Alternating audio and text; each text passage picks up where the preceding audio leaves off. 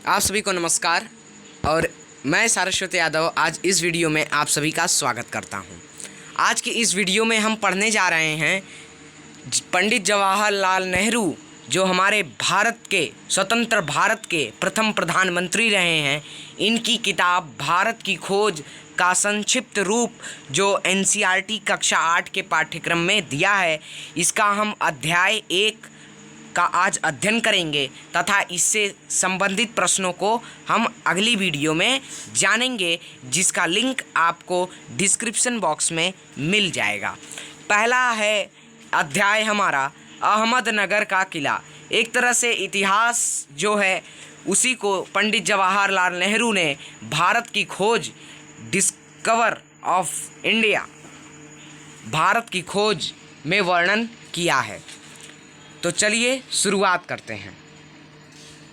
अहमदनगर का किला। अहमदनगर का किला 13 अप्रैल 1944, ठीक है, 13 अप्रैल 1944 को पंडित जवाहरलाल नेहरू लिखते हैं, यह मेरी 9वीं जेल यात्रा थी। हमें यहाँ आए 20 महीने से भी अधिक समय हो चुका था। जब हम यहाँ पहुँचे तो अंधियारे आकाश में झिलमिलाते दूज के चाँद ने हमारा स्वागत किया। पंडित जवाहरलाल नेहरू की 9वीं जेल यात्रा थी और इन्हें यहाँ आए 20 महीने से भी अधिक समय हो चुका था। और जब ये यहाँ पहुँचे थे तो अंधियारे आकाश में, मतलब कि रात के समय आकाश में झिलमिलाते दूज यानी चाँद, सितारों ने, दूज के चाँद ने इनका स्वागत किया था। किनका स्वागत किया था? पंडित जवाहरलाल नेहरू का स्वागत किया था। ठीक, शुक्ल पक्ष शुरू हो चुका था। पंडित जवाहरलाल नेहरू जब आए थे तो शुक्ल पक्ष शुरू हो चुका था 9वीं जेल यात्रा के दौरान।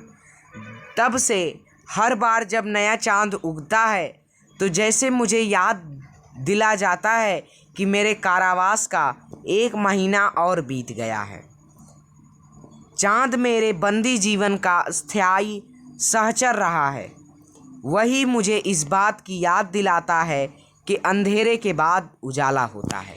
पंडित जवाहरलाल नेहरू कहते हैं कि चाँद मेरे बंदी जीवन का, मतलब कि कारावास में जो बंद रहता है उसे बंदी कहते हैं, बंदी जीवन का स्थायी सहचर रहा है। ठीक है, सहचर यानी साथ में जो रहे। वही मुझे इस बात की याद दिलाता है कि चाँद ही उन्हें याद दिलाता है कि अंधेरे के बाद उजाला होता है। ठीक है, कि आज वो कारावास में हैं पर अंधेरे के बाद उजाला होता है। फिर सन 1953 में जवाहरलाल नेहरू ने अहमदनगर किले की पुनः यात्रा की थी। ठीक है, पूछ दे अहमदनगर किले की पुनः यात्रा जवाहरलाल नेहरू ने कब की थी? तो सन 1953 में की थी। और है यहाँ अहमदनगर किले का वह कक्ष जहाँ 1942 से 1945 में जवाहरलाल नेहरू को रखा गया था। अहमदनगर किले का ये कक्ष है जवाहरलाल नेहरू का, जहाँ पे उन्हें 1942 से 1945 तक में रखा गया था जवाहरलाल नेहरू को। अतीत का भार। पहला आता है अतीत का भार। ठीक है, तो पीछे जो हमारे पूर्वज थे इनका भार जो है क्या था, तो इसका वर्णन करते हुए लिखते हैं, दूसरी जेलों की तरह यहाँ अहमदनगर के किलों में भी मैंने बागवानी करना शुरू कर दिया।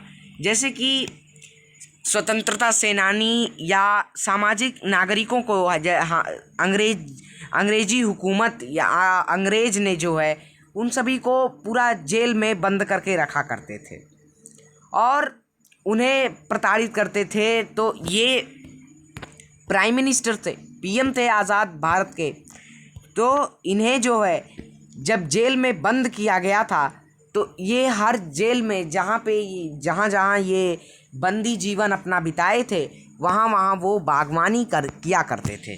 तो उसी के संदर्भ में वो यहाँ पर भी बागवानी करना शुरू किए।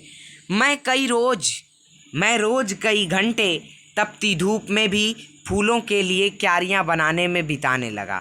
ठीक है, वो रोज़ जो है कई घंटे जो है तपती धूप में फूलों के लिए क्यारियाँ बनाने में बिताने लगे। मिट्टी बहुत ख़राब थी, पथरीली और पुराने मलबे और अवशेषों से भरी हुई। मिट्टी जो है बहुत ही बेकार थी, कंकड़ीली टाइप की थी और पुराने मलबे तथा अवशेष जो बचे होते हैं उनसे भरी हुई थी। चूँकि यह इतिहास स्थल है या इसलिए अतीत में इसने कई युद्ध और राजमहलों की दुर्भिसंधियाँ देखी हैं। ठीक है, चूँकि ये इतिहास स्थल है, यहाँ पे इतिहास हमारा हुआ था, कोई कुछ घटनाएं हुई थी, इसलिए अतीत में इसने मतलब पुराने समय में कई युद्ध और राजमहलों की मुश्किल दौर जो है दुर्भिसंधियाँ मुश्किल दौर देखी हैं। ठीक है, तो कई युद्ध यहाँ लड़े गए, अवशेष से लेकर आपका शव जो युद्ध हुआ उसमें का, तो इस तरह से जो है बहुत सारे अवशेष तथा पथरीली पुराने मलबे से भरपूर्ण जो है मिट्टी थी। यहाँ का इतिहास बहुत पुराना नहीं है। घटनाओं की दृष्टि से इसकी कोई विशेष अहमियत भी नहीं है, पर इससे जुड़ी एक घटना आज भी याद की जाती है। ठीक है, घटनाओं की दृष्टि से इसकी कोई विशेष अहमियत नहीं है, ये पंडित जवाहरलाल नेहरू कहते हैं। और फिर कहते हैं कि पर इससे जुड़ी एक घटना जो है आज भी याद की जाती है। यह घटना है चांद बीबी नामक एक सुंदर महिला के साहस की कहानी। यह घटना है चांद बीबी नामक एक सुंदर महिला के साहस की कहानी, जिसने इस किले की रक्षा के लिए अकबर की शाही सेना के विरुद्ध हाथ में तलवार उठाकर अपनी सेना का नेतृत्व किया था। ठीक, पर अंत में उसकी हत्या उसके अपने ही एक आदमी के साथ हो गई। ठीक है, चांद बीबी नाम की एक सुंदर महिला थी जिनके साहस की कहानी आज भी याद की जाती है, जिसने इस किले की रक्षा के लिए, ठीक है, हम पढ़ रहे हैं अहमदनगर का किला अध्याय 1, तो उसमें जो है इस किले की रक्षा के लिए अकबर की शाही सेना, अब अकबर की कौन सी सेना थी, तो शाही सेना थी। बहुत से प्रश्न जो है इस तरह बन रहे हैं धीरे धीरे। हाथ में तलवार उठाकर अपनी सेना का नेतृत्व किया था। किसने? चांद बीबी ने किया था, पर अंत में उसकी हत्या उसी के अपने ही एक आदमी के हाथों हुई। ठीक है, मतलब उसी के टीम का था, चांद बीबी के ही तरफ का था, उन्हीं के आदमी द्वारा जो है उनकी हत्या कर दी गई। खुदाई के दौरान हमें ज़मीन की सतह के बहुत नीचे दबे हुए प्राचीन दीवारों के हिस्से और कुछ गुंबदों और इमारतों के ऊपरी हिस्से मिले। हम बहुत दूर नहीं जा सके क्योंकि न तो अधिकारियों से इससे मंजूरी मिली और न ही हमारे पास इस काम को जारी रखने के साधन थे।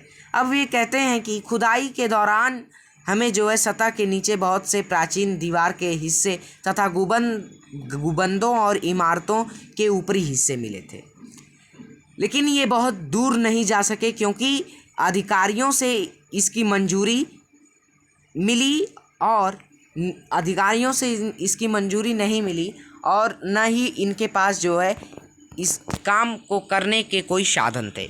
अब मैंने कुदाल छोड़कर हाथ में कलम उठा ली है।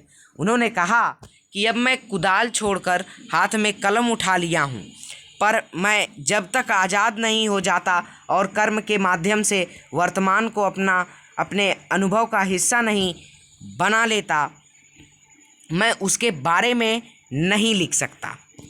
ठीक है, वो कहते हैं कि जो है जब तक मैं आज़ाद नहीं हो जाता और कर्म के माध्यम से, वो कहते हैं कि जब तक मैं आज़ाद नहीं हो जाता और कर्म के माध्यम से अपने वर्तमान को अनुभव मतलब एक्सपीरियंस का हिस्सा नहीं बना लेता, तब तक मैं उसके बारे में नहीं लिख सकता। न ही पैगंबर की भूमिका अख्तियार कर मैं फ़िलहाल भविष्य के बारे में लिख सकता हूँ। वो भविष्य के बारे में लिख सकते थे। बचा रहता है अतीत, अब बचा रहता है अतीत यानी पास्ट, पर मैं उसके बारे में भी किसी इतिहासकार या विद्वान की तरह विद्वतापूर्ण शैली में नहीं लिख सकता। ये कहते हैं कि पर मैं अतीत के बारे में भी किसी इतिहासकार या विद्वान की तरह विद्वतापूर्ण एक अच्छी तरह से उस शैली में जो है नहीं लिख सकता। मैं पहले की ही तरह अपने आज के विचारों और क्रियाकलापों के साथ संबंध स्थापित करके ही उसके बारे में कुछ लिख सकता हूँ। वे कहते हैं कि अपने विचारों तथा क्रियाकलापों के साथ वो संबंध स्थापित करके ही उसके बारे में कुछ लिख सकते हैं। गेटे ने एक बार कहा था कि इस तरह का इतिहास लेखन अतीत के भारी बोझ ने एक सीमा तक राहत दिलाता है। ठीक है, तो गेटे ने एक बार कहा था कि इस तरह का इतिहास जो है लेखन के भारी बोझ से एक सीमा तक राहत जो है दिलाता है। अब गेटे कौन है? गेटे एक जर्मन साहित्यकार हैं और वो विचारक तथा दार्शनिक साहित्यकार हैं। ठीक है, फिलोसोफर हैं और विचारक हैं। ठीक है, और इन्होंने कालिदास की पुस्तक मेघदूत के बारे में भी लिखा है। तो अगला इसके अंदर टॉपिक आता है, एक लास्ट बचता है अतीत का दबाव। ठीक, अहमदनगर के किले के अंदर एक टॉपिक और बचता है अतीत का दबाव, जो हम अगली वीडियो में पढ़ेंगे। और ये पार्ट 1 था आपका। ठीक है, और अगली वीडियो हमारा पार्ट 2 रहेगा। तो इस तरह से हम जो है अहमदनगर का किला पढ़ेंगे, इससे संबंधित प्रश्नों को बनाएंगे तथा क्लास 8 के जो स्टूडेंट्स हैं इनके लिए तो बहुत ही इंपॉर्टेंट है, क्योंकि इनके सिलेबस में भी है। एंड इससे जो है हम हिस्ट्री अपनी बहुत ही अच्छे तरीके से जान सकते हैं। पंडित जवाहरलाल नेहरू ने बहुत ही अच्छे ढंग से जो है इसकी व्याख्या इस किताब में की है। तो धन्यवाद। एवं चैनल पर नए हो तो चैनल को सब्सक्राइब कीजिएगा, वीडियो अच्छा लगा हो तो लाइक कीजिएगा। धन्यवाद।